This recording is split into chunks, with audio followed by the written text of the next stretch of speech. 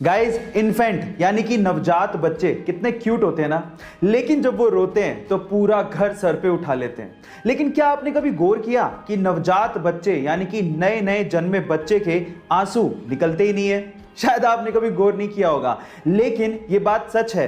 नवजात यानी कि नए नए बच्चे जो जन्म लेते हैं उनके आंसू कभी नहीं निकलते, क्योंकि तब तक उनके टीयर डक्ट्स यानी कि आंसू वाली नलियां डेवलप्ड ही नहीं होती। हाँ, 1 महीने बाद से 3 महीने तक उनकी आंसू की नलियां डेवलप हो जाती हैं और उसके बाद वो रोना शुरू करते हैं तो साथ में आंसू भी निकलते हैं। है ना अमेजिंग फैक्ट? गाइस एक बहुत ही मजेदार फैक्ट बताता हूं। स्वीडन का एक शहर है जिसका नाम है एस्किलस्तुना, और वहां की गवर्नमेंट ने वहां के भिखारियों पर लाइसेंस फीस लगा दी है।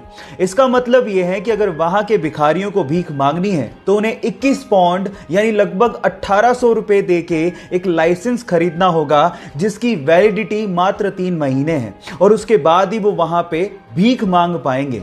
और अगर बिना लाइसेंस के वो भीख मांगते पकड़े गए तो उन्हें 342 पाउंड यानी कि लगभग 30,000 रुपए का जुर्माना भरना पड़ेगा। आपको क्या लगता है कि वहां की गवर्नमेंट ने ये स्टेप क्यों उठाया होगा? चैट सेक्शन में लिखना मत भूलिएगा। गाइस, अगर मैं आपसे सवाल पूछूं कि आप अपने आधार कार्ड से मैक्सिमम कितनी सिम इशू करवा सकते हो, तो आप लोग क्या कहेंगे? क्या इस सवाल का जवाब आपके पास है? चलिए मैं आपको बताता हूं, और ये चीज आपको बड़े ध्यान से सुननी चाहिए क्योंकि ये चीज आपको बहुत काम आएगी। ट्राई यानी कि टेलीकॉम अथॉरिटी ऑफ इंडिया के अनुसार आप अपने आधार कार्ड से मैक्सिमम 9 सिम इशू करवा सकते हो, जिसमें से भी 6 सिम एक ऑपरेटर की होगी और बाकी बची हुई 3 सिम आप दूसरे ऑपरेटर की लोगे।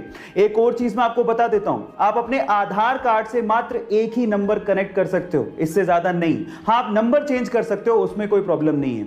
और इन फ्यूचर आप लोग याद रखिए कि आप 9 सिम से ज्यादा मत इशू करवाइएगा अपने नाम से। अगर आपने करवा भी ली तो आप ट्रबल में आ सकते हो। गाइस, ऐसे ही इंटरेस्टिंग कहानी है रूकी नाम के एक छोटे से कुत्ते की, जिसने पैदा होते अपनी मां को खो दिया। अब उसे अपनी मां के बिना ही जीना था, लेकिन सौभाग्य से उसके मालिक की गाय से उसे मां का प्यार मिलने लगा। अब उस गाय को अपनी मां समझने लगा। वो पूरे दिन उसी के साथ खेलता, उसी के साथ खाता, और वो उसकी लाइफ का हिस्सा बन चुकी थी। लेकिन एक दिन मालिक को पैसों की तंगी के चलते उस गाय को बेचना पड़ा। उसके बाद वो कुत्ता बहुत ज्यादा रोने लगा और उसने खाना भी छोड़ दिया।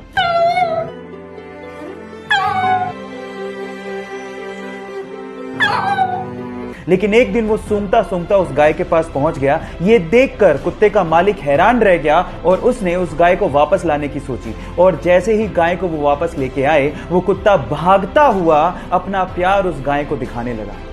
आपको इन बेजुबान जानवरों के इमोशंस को देख के कैसा लगा? एक बार चैट में जरूर लिखिएगा।